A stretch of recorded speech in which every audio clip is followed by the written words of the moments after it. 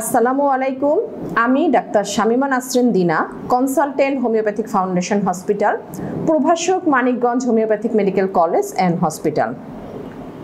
শিশুর ওজন একটি গুরুত্বপূর্ণ নির্দেশক, যা তার স্বাস্থ্যের একটি ছবি সবসময় সব জায়গায় উপস্থাপন করে। আমাদের মধ্যে অনেক মারা আতঙ্কিত। তারা প্রায় আমাদের কাছে এসে বলে, এত খাওয়া দাওয়া করার পরও আমার বাচ্চার স্বাস্থ্য হচ্ছে না, উচ্চতায় বাড়তেছে না।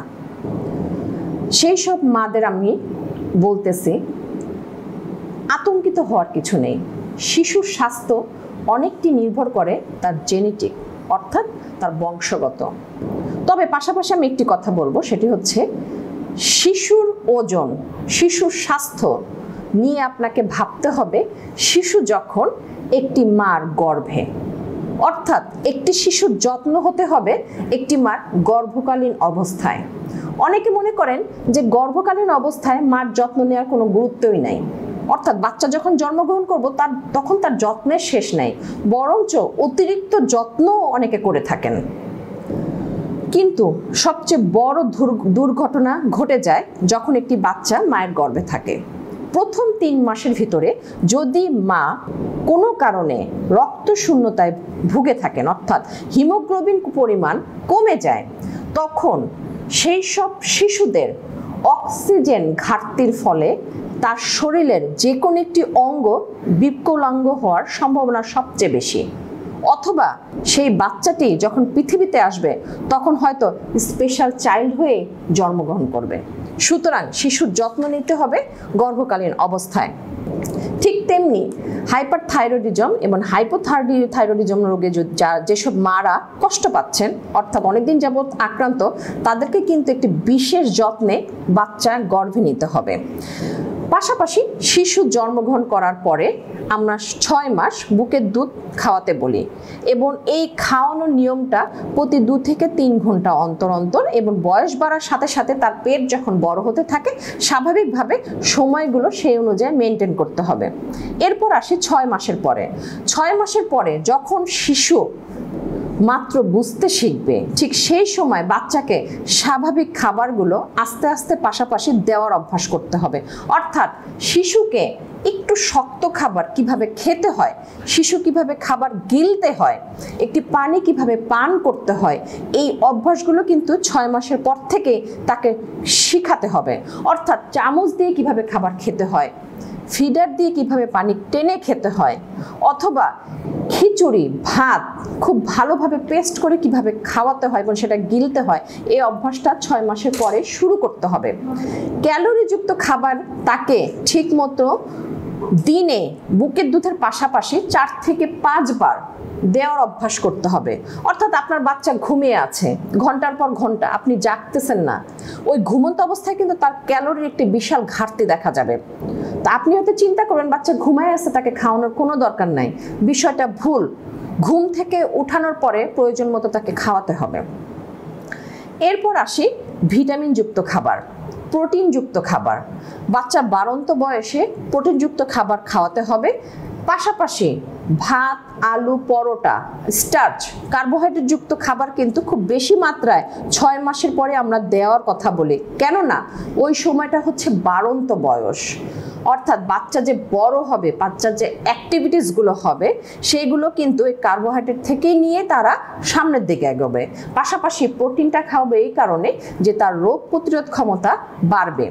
ভিটামিন এ, ডি এবং ক্যালসিয়ামযুক্ত খাবার কিন্তু পরিমিত মাত্রায় তাকে দেওয়ার অভ্যাস করতে হবে। যে কোনো একটা ঘাটতির ফলে কিন্তু দেখা যায় শিশুর ওজন, শিশুর উচ্চতায় একটি বিরাট ভূমিকা পালন করে।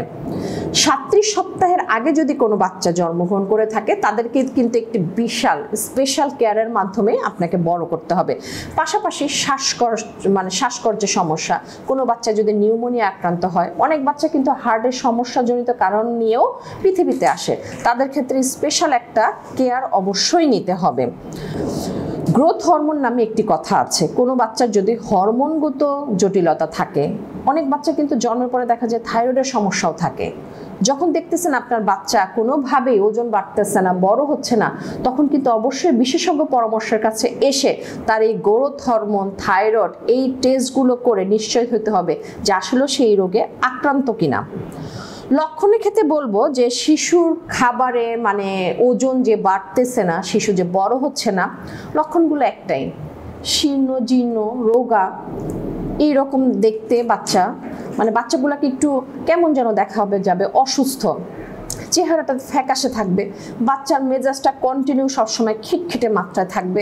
বাচ্চাটা দেখলে আপনার কাছে মনে হবে যে বাচ্চাটার মনে হয় তার বয়সটা অনেক বেশি, কেমন রোগপূর্ণ এরকম লাগবে, চেহারা ফ্যাকাশে থাকবে, খেলাধুলা করতে চাবে না, সারাক্ষণ শুয়ে বসে থাকবে, ঘ্যান ঘ্যান করবে, বাচ্চার স্মৃতি শক্তি লোপ পাবে, কোনো কিছু সে মনে রাখতে পারবে না, অ্যাক্টিভিটিসগুলো জটিলতা আপনি দেখতে পারবেন যে যেই বয়সে যেটা করার কথা, যেই বয়সে যেটা হওয়ার কথা, 6 মাসের পরে বসার কথা, এরপর 9 মাসে হাঁটার কথা, দাঁত ওঠার কথা 7 মাসে, এই জিনিসগুলা তার স্টেপ বাই স্টেপ আসবে না। তখন আপনাকে মনে করতে হবে যে আমাকে একজন বিশেষজ্ঞ ডাক্তারের কাছে যেতে হবে। এখন আসেন ওজন বাড়ানোর নিয়ম। কিভাবে আপনি শিশুর ওজন বাড়াবেন? আপনাকে তো অবশ্যই বিশেষজ্ঞ ডাক্তারের কাছে এসে কিছু পরামর্শ নিতে হবে। পাশাপাশি আপনি বাসায় থেকে যেটা করবেন সেটা হচ্ছে ক্যালোরি যাতে ঘাটতি না হয় সেই হিসাব মতো বুকের দুধের পাশাপাশি আমি আগেই বলেছি যে 4 থেকে 5 বার বাইরের খাবারগুলা দেওয়ার অভ্যাস করতে হবে। দিনে 1 বছর বয়সের পরে 6 থেকে 8 গ্লাস পানি সবসময় খাওয়ানোর অভ্যাস করতে হবে। একটি শিশুকে কমপক্ষে 8 ঘন্টা ঘুমানোর ব্যবস্থা করে দিতে হবে। তার অ্যাক্টিভিটিসগুলা বাড়াতে হবে যাতে সে ক্ষুধা লাগে এবং সে খেতে চায়। নতুন নতুন খাবার খাওয়ানোর অভ্যাস করতে হবে এবং যখন একটি বাচ্চা নতুন কোনো খাবার খাবে সাথে সাথে তাকে প্রশংসা করুন যাতে সে উৎসাহ হয়ে খাবারগুলো আবার খায়। 2 বছর বয়সের পরে বলবো যে তাকে আপনি পরিবারের অন্যান্য সদস্যের সাথে টেবিলে বসে খাওয়ানোর অভ্যাস করুন, তাতে করে সে অন্য একটি মানুষকে দেখে খাবে। এবং 6 মাসের পরেই সাথে সাথে আপনি শক্ত খাবার, বাড়তি খাবারের অভ্যাস করে তুলুন, কারণ ওই সময় যদি আপনি এই অভ্যাসটা না করেন পরবর্তীতে 1 বছরের পরে কোনোভাবেই আপনি আর খাবার খাওয়াতে পারবেন না। অনেক মারা এসে আমাকে বলে আমার বাচ্চার বয়স 2 বছর, ভাত খাচ্ছে না, শক্ত খাবার খেতে পারতেছে না, এখনো আমাকে ব্লেন্ডারে ব্লেন্ড করে খিচুড়ি খাওয়াতে হয়। তাদেরকে আমি বলবো ভুল যেটা করার আপনারা 6 মাসেই করে ফেলছেন, কারণ এখন বাচ্চা বুঝে গেছে। তো যাদের এখন সদ্য ভূমিষ্ঠ বাচ্চা এবং তারা 6 মাস পরে আমার এই পরামর্শগুলো শুনেই কিন্তু আপনারা সামনের দিকে এগোবেন, অর্থাৎ 6 মাসের পরে বাড়তি খাবার দিবেন। যারা এখন কষ্ট পাচ্ছেন, আপনার বাচ্চা কোনোভাবে শক্ত খাবার খাচ্ছেন না, তাদেরকে বলবো আজই হোমিওপ্যাথিক ফাউন্ডেশনে আসেন এবং একটি বিশেষজ্ঞ ডাক্তারের পরামর্শ নেন। আমরা কিছু এনার্জি ডেন্সিটি খাবার যেগুলোর কথা বলি, যেগুলা অল্প মাত্রায় খেলে বাচ্চার এনার্জি পাবে, পানির পরিবর্তে দুধ দিতে বলি। অনেকে পোলাওয়ের ভিতরে আমরা বাদাম দিতে বলি, সবজির ভিতরে একটু চিজ দিয়ে আমরা খাওয়াতে বলি, খাবারে অলিভ অয়েল তেল যুক্ত করে আমরা খাওয়াতে বলি এবং অনেকে আমরা এইসব খাবারের পরামর্শ দিয়ে থাকি। একটি শিশু, সুস্থ শিশু সমাজ ও পরিবারের একটি বিরাট অংশ ভূমিকা পালন করে। একটি পরিবারের অসুস্থ শিশুই সেই পরিবার কষ্টের কারণ।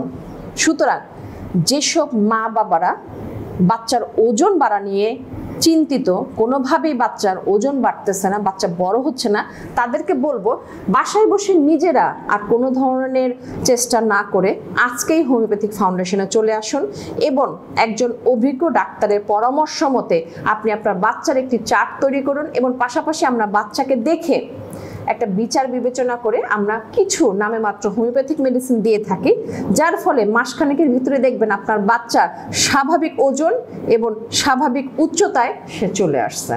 সুতরাং যেই কষ্টটা আপনার 5 বছর বয়সে পরে করতে হবে সেটা দেরি না করে এখনই চলে আসুন। ধন্যবাদ সবাইকে।